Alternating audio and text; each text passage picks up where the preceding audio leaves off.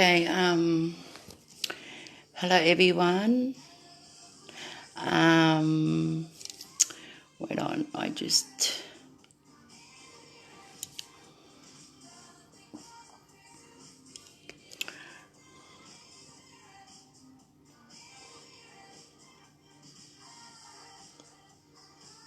kaya toki kamata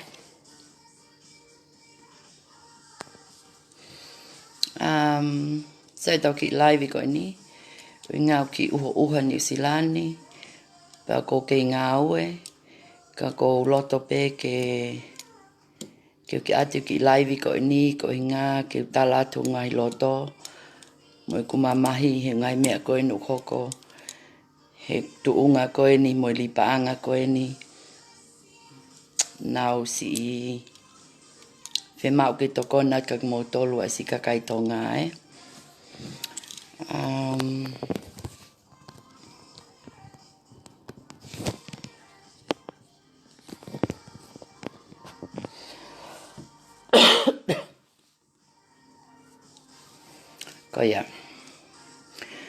Koia ko fe mau pe ke tu ka framalo ke otua ko inga ko ni ngahi ofa ko toa pe ni fai mai ki tau mo ui o tau asia mai ako ni pa ko live ko ni ko io kumo osi imea ipe ko osi fai fatongia kau ki he lili paanga pa ku he commerce pa ko mo tolu ko na mo ke fai ko na lili paanga o mo fe ma ko na ke mo complain ke commerce na mo kau he ungai kulupu ko ni na ngoto pa mo complain mai he mo complain mai ki loto ke unga ke vave tau nga au ko fai Koia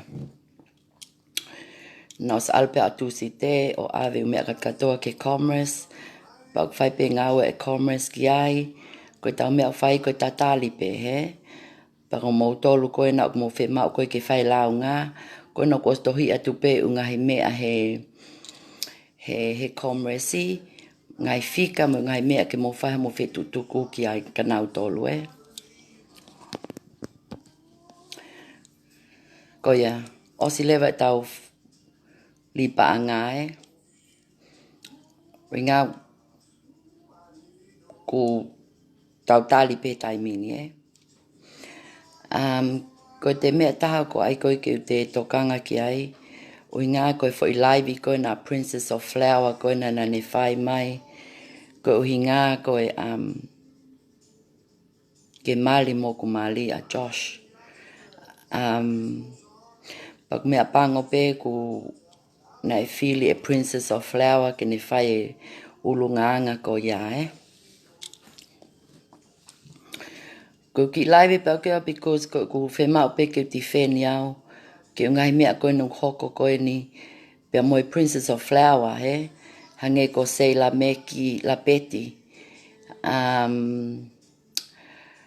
mo piane mafile o ku ke fai pe tai mahi no ia ke ka ulu ko ni ko nga o ke nga ilo pe ka ko viat na fai ka mo tol ko nga ko kamata na lau nga mai kakai ke kulupa piane feta kai leva piane leva ia he ayau ko fea leva piane ngai ahoni ko hola piane ia ko ke te ilo kakai pe ko fetu asila piane mo ngai loya ko na ta mai piane tene hango ai mai ka te au o tike ke ko kau tonga kakai loi ko mo tolu ko kakai loi kakai palaku pe mo ngai me ano ko toa koia ko foi video ko na Princess of Flower na ni ai mai kau ko kumali ke ha o ave o kumali pe malo pe na ki tono no kumali nga na te ta ki ai ko nga mena si tai ki ai ko nga ko ne fe ma o ke talanka Princess of Flower ke o te lau mai ka te au pa moia ko fai ko fatongia ko ni pa ko lai ungai mea o ko hanga to o me ulunganga o mo ngai ke ai whangatonga ai ka kai fifine, o ku mou ke, pa mo i ka kai fifine, he. Ko e mau wei whakapalangi, o koe ki mau ke mau tolu, he. Pa koe ki mau sio mau tolu ia, o kou laivi atu, o le at kak mau tolu. Pe te whai ata ulu nganga palaku at kak mau tolu, he. Ai ka ulu koe na, o ku kei whai koe tai mahi no, he. Koe nau no fosio he vitio a sei la peti. Ka te au. O koe tu e taimini o ku koe te tokanga ka mea, he? Ku ta os ilo e mahi no, os ilo e ka ulu ko e na, ulu feke mo ulu ngata ko e na mo fotu e sistem ui ngaha mo fonga ka, he?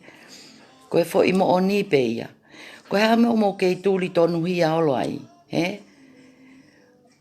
O ka pau, pa ka hama o mo ita mai mo tolu ka te au, osko ia, ko au ia o ko si toko ni e ka kai tonga, he?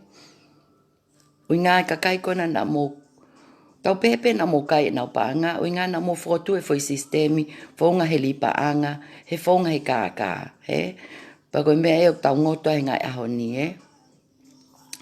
Ko te me taha, o ko lea ka mo tolu ka kai tonga, he? Ka Seila Peti, pea mo Princess of Flower, he? Owa te mo whai ulunganga ko e nā, he? Tuko e loi, pa tuko mio i hole ka, ka mauha mo ki whakamole mole mai ke ka kai, na mo tō no ai, he? Ko wau ke tu ungai ko e ni, mo i ka kai ko na whai me koe na lao ngā, he? Ka te au e ngā we. O sai pe ia, o ngā ko si ilo i pau ia, o ke mo whema mo tō, mo asi mai ki loto. Pe te mo laivi mai, ho mo mamahi o ngai kulupu ko e ni, na mo whai mako mo lao ngā. Kau tau ai pe whea, he? Tau ai pe whea, o ngā, ko au o kuhi ngoa o kia ke palaku au pito, he? Ko ngā ko li paanga ko e ni, nau kawai e ua mo melehea, pa mola e kua mano, pa olo whai ula ngā ka liwa manu, he? Pa moutok hao lewa whai kulupu ia e taha ono taha fitu ko e nā, he? Ki loto. Ko ngā koe launga mai kakai, he? Nei ke ko ala kume o mo hingoa, pa ni ko ala kume mo kulupu. Koe launga mai kakai, ka koe Seila Peti, pa mo koe Piane, he? Mo koe Princess of Flower, he? Osko ia, o mo nofo mo to, koe kia ko me tokanga to au ia, ko mo ngahi mea koe na mo laivi mai aki, o tala ko whakasesele, pa tala o ko wifi maloana, o ko on drugs, he? Pa tala ko tamai ko pisikoa. O ka pau te tau mau e mahi no, te tau mau pe mahi no, he? Koe ka ulu ko e nā mo nofo tali. Mo nofo tali, mo nonga. Ui ngā, o ko kei whai pe ngā ue, he? Ka mo tolo no kotoa. Nei ke ai li paangai ko e ni ke mo mai mo tolu o usia ai si iwe e kakai, he fonga mo ka, he? Neo pe mo pehe ko mo, na mo ai ko ngā koe whetokoni aki, mo e ave paangai ke unga masiva mo ngai mea koa. Ka nei ke mo tala unga mea ko ia he lotonga mo ula kamata mo sistemi, he? Nai ton lewa ke mo tala mai mo toka te au e melehea, tioni e o mahe ua mano a koe pa te ave au ka mele, pe te ave ka sosi ana ho ua mano, he? Te mo pehe lewa ka kai te uangi ua mano ka melehea, ui ngā tene ave ka toko taha e kua mano, toko taha e kui ke mahena mo ia, i kai. Nei ke mo tamai mo tō ngai fonga ko ia. Oskau mo li liwa mo ngai sistemi, he? Mo taha afe, mo fitu ngau ni manoa, mo nima nge au, he? Mo li liu lewa mo ngai fonga sistemi, mo ngai mea ko ia. Mo ai mahi no, ai ka ulu feke ko ina, he? Mo whai mo lea mata ki loto tala mai, na mo si tō no. O ngā pena mo si whenga peli pa ngā, ko ngā ke tokoni ke masiva. Ka kue a mehe ahoni, o nei ke mo tokoni mato ke masiva. Ko mo mai pe mo tolo kai hae mau pa ngā, pa mo hola le mo tole ngai a ko ni. Ke aki kole whaka mole mole. Kai ke te mo asi ma laivi mai. O si tala mai ke kakai. He wheitu o mo nofo ai. Ke ngā ke whai atu pēha ki tokoni me pule a ngā. Ke ngā ke mau ha nau claim he nau rifani. Ke lava claim ia taha. Ke lava claim ia taha o ngā. O koe ke ilo kakai ko ni mo tu asila ke lia te ufomu ko e whale hopo. Ke ngā ke mo mai hopo mo si kakai ko ni he. Mea whaka ulia ia he. Ena mo spalani pe mo tole fo i sistemi ke fonga pea ko ia. He? Ke alu pe fonga kaka ke e te ha te fonga ia ke te ale kakai o whai ka hanau tokoni ma nau mea he. Ko a uia ko kua mano a kuia pa ko alako me gloia. He? Ke ngā ke ha tokoni mai ka te au. Kau sai fo kau ko ilai feitu no fa mele he ai. He? Ilai feitu no fa liwa manu. He? O tala. He? Kako lau ke si kakai koe na ukai koe ke ilo feitu ko no fa piane ia, he? Ke ilo feitu ia no fa Princess of Flower, he? O ka pau kia mo mea ku sai ke mo fai ka ulu feke me ka ungata koe na. Mo laima tala mai ho mo tu asila. Ke ngā ka si fata whenga e kakai ka tau alfa ka lao leo. O ngā ko fo e kakai o at ko mo uapi. O ke mo tole mo matapa, ko mo hola holo mo tolo. Ko mea ko whea, kamene ke mo hola pehea he taimi na mo ate mau paanga. E mau ate kakai na ulesi taka mo tolu. Ko hea mene ke mo hola it ngai taimi ko ia. He? Tau ai pe mahino. He? Kamene ke mo hola ngai taimi ko ia. Ka mo tok hola holo mo tole taimini. O si whei kumi hole kakai ia o ngā. Ko e nau whea mai nau paanga ke mo whakafoki mai. He? Pa o te mo tamai mo tolu ke ma wo kumi mai. Pe ko haina ni awe ua mano. Mo ngai mea ko ia. Ko i ngā tutu hala ia he. Te wau le wā ke emosione mo mele. O ngā nan awe nai ua mano. Nei ke mo palani mo toa mo sistemi ke pehe. He? Nei ke mo pehe mai mo tole mo sistemi. Tioni. O mai ua mano. Oska. Ospe mahina e tolu. Te au lewa koe ka sione mo mele. O kumi kai ho ua mano. Ke whakafoki atu. He? O hange ko tawa o koe ne aho ni, he? Oskoa te mamo tō ke mo i kakai koe na mo osanga wahe.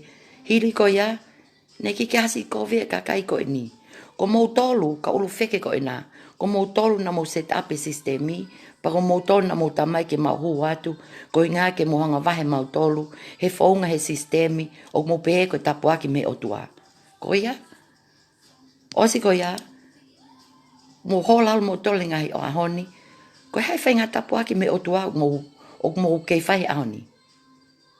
O ko pehe pēo koe whikalai o tua ki o te mo hola holo. He, o ka pai ala ta tuk tuki atu ho mo matapa, mo tu e matapa. Mo toho mo ngai matapa, mo whakawhei mai si kakai koe ni, na mo ave e nau paanga le sisita. Ke nau huat ki loto, ke mo tala noa whakalelei. He? Fofola e whala, pa mo tala noa he whaunga, he whetokoni aki. He? Ka ua ai whaunga e tau wei whakatonga ke tau hange kou tau oko wheke aki mo. Wheta aki mai hai ia mo hai, he? Ko Princess of Flower ia taki mai au, he? Ko malo ia ho laivi ma ko ia Princess of Flower. O ke tala mai koe koe whiwhine tonga koe, koe whiwhine muli au, he? Pakapaule mahino ka koe ia koe whiwhine tonga koe, nai tonu lewa ke os mau pe koe ia ke whaka apa ko whangatonga ane, he? Ke ngā ke talato o whae, o koe ke tonu ke lau mai koe ia, ke alu koe ia o lau mai ke awe koe hoku mali. Ui ngā ko hai koe. Ko hai koe ke lea mai koe ke kau ko awe hoku mali. He whaunga ho alu ko li paanga. Pa ke kai haa koe paanga i kakai. Osi ko ia, ko ke hanga koe ia laivi mai. O ke whemau koe ia ke alata Joshi hoku mali ka koe. Tau lele he whaunga li paanga. O koe ke tau lele he whaunga kai haa mali. Pa koe ke tau lele ha whaunga palaku, he? Ke mau lea mai koku sino, pe te mau taaki mai ha whainga mea palaku, he? o kai whakipota e lea fuhu whakatonga he. Ko awe te lapa lo fuhu mataha nau api, he. Pa awea ki plisone, pa osi o loto, he. E ke laive a tau ia o tuu ki o lunga o ai measuring tape. O si kua po whanga manga atu pe haa mai haa koe nai whai mai Princess of Flower. Ulunganga palaku, ulunganga tae whakalotu, ulunganga na ke nako naki i kohe o whae, ke o te ke whai ngahi mea ko ia, he. Pakapau ke ulunganga na e whiwhine tonga au pito, na e whai mai koe Princess of Flower, he. Pako pehele wawia koe ulunganga koe na e whai mai Princess of Flower, he ne video, he ne live. Ko ulunganga e kau pālangi, he. Ko ngā ke nau talanoa mai ngai mea ko ia palaku pe he. Ko ulunganga ai tonga, ai whiwhine tonga koe une mau koe ai tuunga i tonga, oku ne mai o whā, he. Oku lea mai ake mea lelei. Oku ne mai pou lelei ke toko oni ke hakakai. Oku nau mai tae mahi no, he. Ko malo ia ho hau mo kaloni, mo u protak ho mo ungawe, ai lavin, pake laivi mai ko ia whaunga palaku, he. O whaipe ungawe a kuia ka koe Princess of Flower, because koe defamation ia of character. O ngā ko umea na ke laivi mai, o koe ke totonu ia. O ngā o koe ke whaalahi a haa ia, pea. Mo ngai mea koe na ke laivi mai aki, he. Pea koe ke toka ngā toku maali a koe ka koe, he.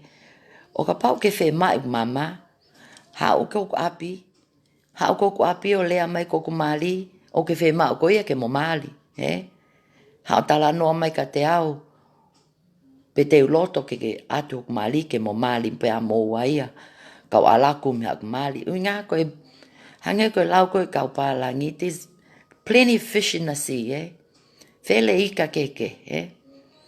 O koe ki tau mea ka koe whangafu uika, snapper, flaunta, tuna, he. Ka koe ko ai, o kai ke sai e whaunga koe na ai kau ulu, nge wheke mo ka ulu ngata koe na una whai, he. Sai pesi ka kai tangata ai, o ke lea maha motu ai ka te au, o si kau he lisi he kau ulu. Ka koe kulau o ke ka kai whiwhine koe na, o whai koe kei tae mahi no, he. A sei la peti, a piane, sai a piane o ki whalongolong mo melehea. Ko Princess of Flower nia pa mo sei la peti o kei whai holo ai tae mahi no, he. Mo wha mo ngā ue, pa o te mo te lea mai ka te au. Ui ngā ku ose taime koe mo tolu, he. O si whai au ngā ue mo commerce, mo nofo lewa, para pau mo kei pepe mo tolu o nei ke sai tu atu mo ngai lai tā, pa nei ke mo oni e kulai le atu koe na mo kai e paanga e kakai, pea sai lewa, he. Pa tau tuku lewa ia, ki ngā ke tau toki ope ke whale hopo, tau toki fuhu ai, pe ko hai tene mai mohoni. Ka o te mo mai mo tō taaki au, pa mo uku family, mo oku mali, koe toi pe malo ke mo taaki mai ku whanau. Kona ku mo taaki mai e ku whae, ku mo taaki mai tamai.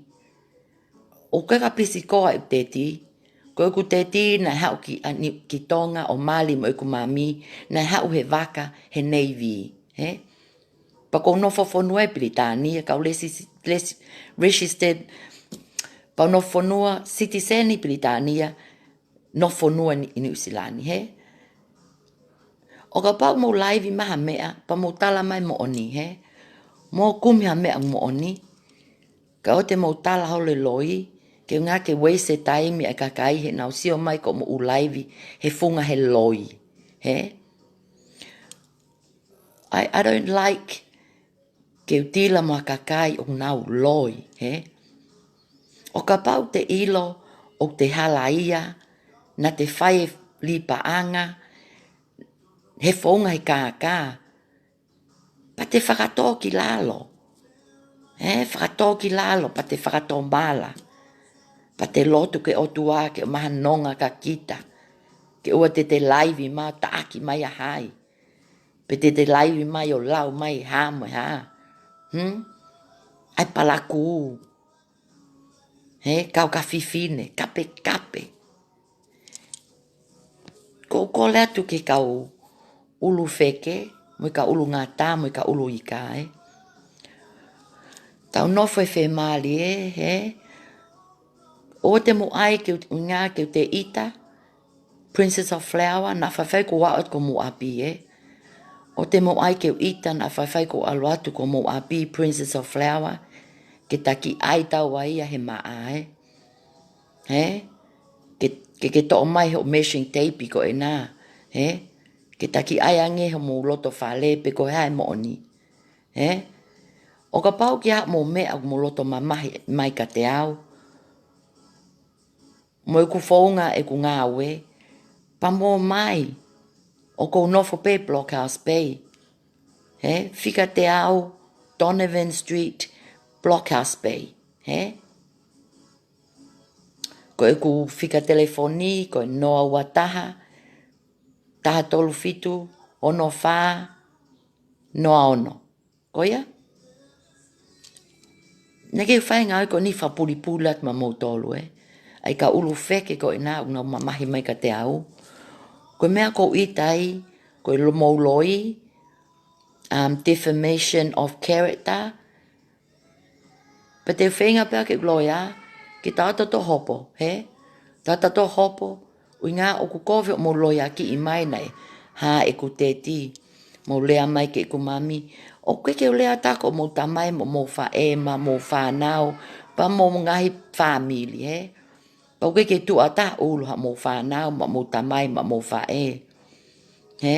Koe ulu pe koe nei ka ulu wheke, na mo hang ai sistemi, pa ko mo tolu pe na inglaunga mai kakai, pero mo tolu pe o ko tu ato mo ngahi ulu, Ka koe taimi ni ko ki break, he tu ato mo ngahi ulu.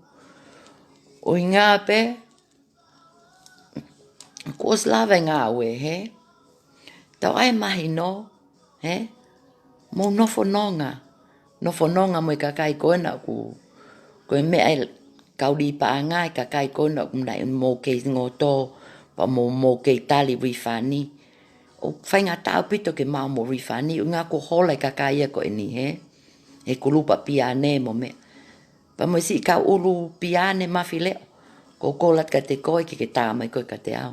Ke ta tala noa. Pe kau ta mea solova ki si mo tua vai koe na ha mo ni si ni mawhi o ka maa koe. O nau si whe mai nau paanga, Princess of Flower, Telefoni mai koe ka te au ke ta tala noa. Koe mea aia ko usai, Tau whe mai no aki pa mo tali ai pe, ke ngā ue pule a ngā ke whai ata ki mautolu. Ko i ngā pe, mo tuka si ta aki au o ko whakasesele, pa mo tuka mo si ta aki au o ko ifi me a kona, pe tuka mo si ta aki au o ku whema ku mali ke olaka koe Princess of Flower. E keke upalpalema mo ku mali, ui ngā popo pe ku mali o ko ngā we, ke whakapoto mai pe, ngai mami au ke, pau mau fia mau tole mau tui au ni, ui ngā ko os fia ko os lava ku whatongia, Os lava tu whatongia ke mau tolu, kau ripanga, os lava tu whatongia ke kau ulu wheke, os lava ku whatongia ke pule anga, pau ke whai e pe ngahi, u ngahi laivia ko e nā a seila peti pa mo Princess of Flower mo mo tolu. Mo katak whamole o ki slow down ni. O ka pau ko mo ofa mai ka te au, mo ha. Pa o te mo te o ta aki mai si ka kai koe na nau huho mo ngai kulupu, Hange ko seila meti. O ko private o confidential i ngai mea ko ia, Ho tamai ko ia, si li paanga hai mo hai, ne hao kau ho mo kulupu, Tau ai mahi no, Tau ai mahi no pa tau nofo whani. Pa o te taaki mā taha au, E kai peke mo la mo toke le volo, O ngā ko ata mai pālangi au ia. Ka kou pehe pe koe tonga pe au. O ngā kou poto lea whakatonga, O kou poto lea whakatonga, paulangi ulaive a kuia ka mo tolu whakatonga. Koe whiwhine tonga au. Koe ku whae koe tonga. Koe ku whangakui koe tonga. Koe ku tamai koe pālangi. Ka kou mawe o tuai tapuaki. Ke o te fuulea ho haat ka mo tolu, Mo taaki mai pe au kau si i. Ko tupe ma katoa ke o tuai, O mai pe o tuai nonga ka te au ke o te uleat ka Princess of Flower. O mai pe nonga ka te au ke o te uleat ka Sailor Meti, Ka ko mo laiko mo laivi mai, ko laiko mo mea. Te kum lewa mo tua sila ke o atpake tau tala noa. Tau tala noa. Pe auspe koe tau tala noa, fofola e tau ki i whala. Tau tala noa lewa. Pe auska pa tau whi mai no aki lewa, hei koa Princess of Flower. Ko hai koe ki kau koe ave ok mali. Osko ya, ok masi nofle leipa mo ok mali. Pa ko hai koe se la meti, la peti, ke tala ko frase sele. O te mohanga toi kakai ko whi mui mui mai ka te au, Ui ngau whi mui mui mai kakai ia te au ngas. Because o kou talai mo ni, pa ko whi toko ni au ia. O koe ki whi kai haa pa ngata, And it's the people's right, It's their voice, O moni pe kakai ia, ngau whi manu te nau pa ngā. Ngā ko whi mo tole ngai ahoni, Ko whi mo tole ngai ahoni ka ulu wheke mo ulu ngata koe nā, O mo te laivi mai, I kai, koe mo te laivi mai mo tolu. Ko si kakai li pa ngā nia, ba mo au, o toto wha te laivi, Ko whea mo tolu ia, ko whea piane ia. Mo ki laivi mai tala maa mo tua sila, Mo ki laivi mai whei tuku mo iai ki se ati kakai mo tala noa, A Princess of Flower, Sailor Peti, os ilo petu a sila ia a koe, Mo whakawe matapā ke alate si kakai ko e ni. Ai grupu koe na e pai ni, A kina, Tā tāpuni koe ka alate kakai o si whemai nau pa ngā. Ka pau koe mo lava wifane kakai. Pa mo lea mamu mo ngā. Lea mamu ngutu ki loto o koe ka mo si pa anga. Ke wifane ak mo tolu kakai, Ka taki whakamole mole, ko halai ngā we. Ka ko mea pa ngope. Pos avea mo ngahi ngoa ke lao. He ngana ma o sa pe taimi ke mo kole whamole mole mai. Pa ke mo kole whamole mole mai. Pa koe mea le vai hoko. Ave le mo tole ke lao. Winga. O lai o mo fu ulu hae I. Lai o mo ulu pupula. Mo ki I. Aifo mo atamai ki lalo. Mo ki I nofo masiva. Hafo ia taha peua. Kai tuko mo nofo ulu hai I holo. Winga. Na tau nofe masiva I tonga, Koe kakai masiva tau tolu, Masiva au pito. Masiva I potu kotoa pe, Kau tau kei mau pe. Tui o tua. Tau kei mau pe ofa, O te mo te whalea mai kau, e ka ulu wheke ko ina ko inga. Ke kau kovia au ke whatu mo tolu, Mos ilo pe wheitu ko iai, mo mai tau tala noa, Mo ki tā mai telefoni ke ata taimi a ako ke tau ki tala noa. Pako no taha pe, mo wo ke komresi, o tala na launga tationi ko mo kulupu, whika taha ke tahiwa. Ke ngā ke whai mo interview mo tole komresi, ka mo whe maali koia. Koe na ko ostu atpa mo ngahi kulupu. Na ke ko haa mo ikulisi, ko ngā ko ke ngā ue. O te mo ai ke te hela ia he te live atu ko e ni ngā ko ngā ue au ia Ngā ko ngā ue au ia, na whai ku ti tū lehe ngā ue. Ngā ko, koia, ko tala ko ngā ue whetongi taipa. O te mo, o ko lea ka mo mea o ngawe, o mo ngawe o whai. He?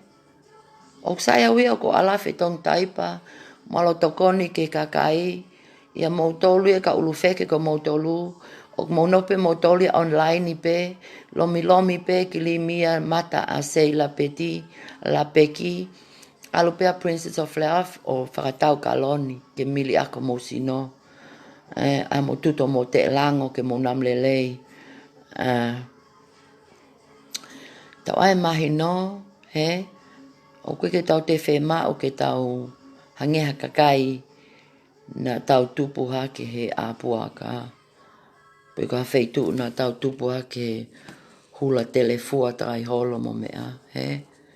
Tau ki ai mau, ui ngā, o tau o ka kakai tonga, kakai whiwhine, he? Koe tau o ke lotu o tau ha, tui o tau tupenu, ai ke oe asi e u ngahi e lia ke oe asi, tau kawa apu a ke tau fo i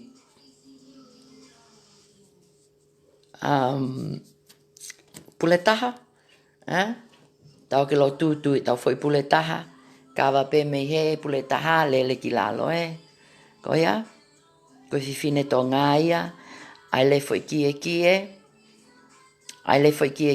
tui le mo fo i su, pa mole ke lo tu tangu tu maua i koia, koe whiwhine tō ngā ia, koe whiwhine pālangi ia, tui pe ono fo i mini, ai mono fo i su ete, pe i lawe kie pe i kai,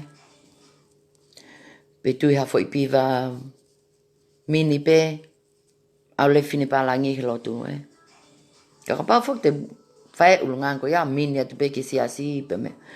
Ko si taaki le wau ia pe he ona ki kane whae ki ako nā ki i ke oe mini mai ki lo tu mo mea mo ngai mea ko ia he. Ka sai, mo whai lewa mea lewa i kau tonga, kau whiwhine tonga, pa o te mo te lea mai ka tau Princess of Flower O te mo te lea mai ha taha i ka ulu wheke, he koe osi pe u kātaki, ko heka ke kumea lele, te kumi lewa mo wheitu unofo anga, pa te atu le ke tau ki fuhu Tau ki fuhu pe ko hai pe te mo ki kape mai ka te au o laivi man ko seila peti, mo kaila mai lewa mo ungotu, mo lea mai lewa ungahi lea tai whiunga mo tai tāu lewa, mo kape mai lewa ka te au, Princess of Flower ia, Ke ka ngai lopu ka mena ke to ai ko fu measuring tape. Ko ha mena ke measure mai ho tepi. O ku kata wia he. Ka ma ke live whalelei mai pe. O live mai pe whalelei hange ko au, Patu ko mau tuli tonu hia ho lo. O ngā ko mo osi kiu ti pe mo ngai li pa ngā. Po kulupe taha walu ko ena. Ko tahi vi. Ko ka ilo pe ke lele tongi tupe pe kai New Zealand. O mo ke lele tongi tupe. Pe ko mo ngoto. Ka wango lau mo ke kau pe mo te ulisi. O ngā ko tongi tupe ko ofa mo ana fonua na mo fotu o mo fotu ai ngai li pa anga tai lao Ko tau whengai aho ni ke ngā ke ave ka ulu mo ka ulu wheke. Ko ngā nana fotu li pa anga peremen. Nei ke whakalao, Nei ke whakalao, nei ke whakalao i heni. Pa koe mea na nau fotu ngai li ko ni o tau ngoto e aho ni,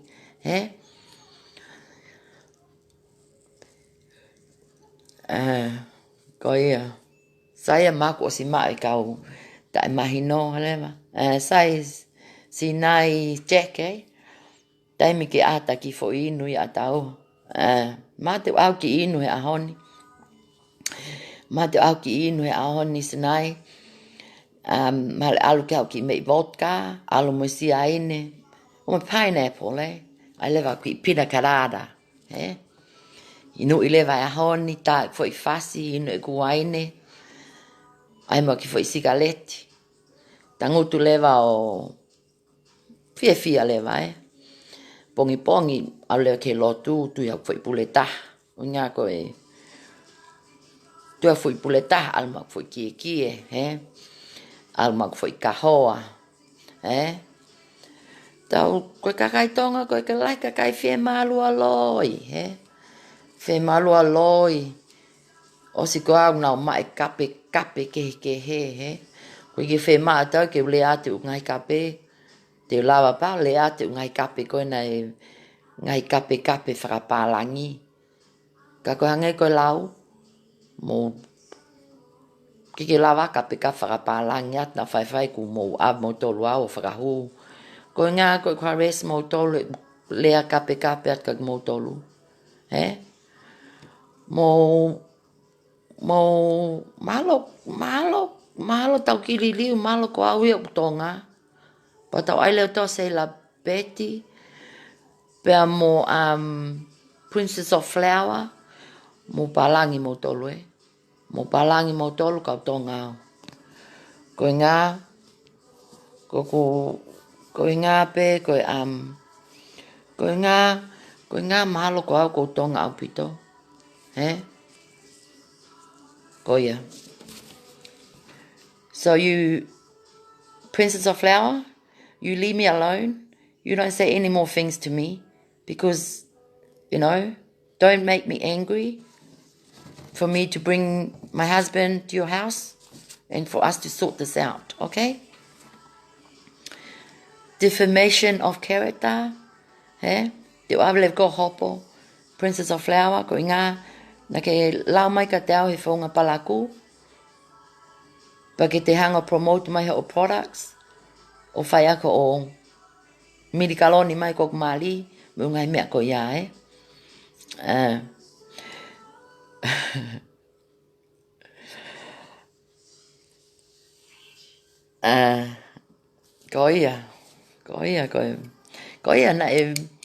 ko ia nau sio hifo ke ne foi video a Princess of Flower o ne tamak whele ngahi beach ngel whele ngahi beach i matata whai mo ke lea mai koe ka au beach ti only whatukala your bitch ko ia koe mea koe o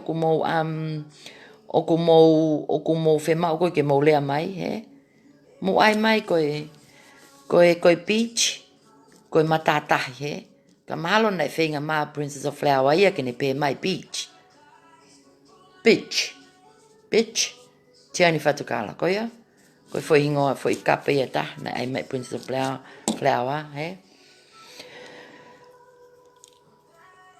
oh ia tell Princess of Flower to go and kiss her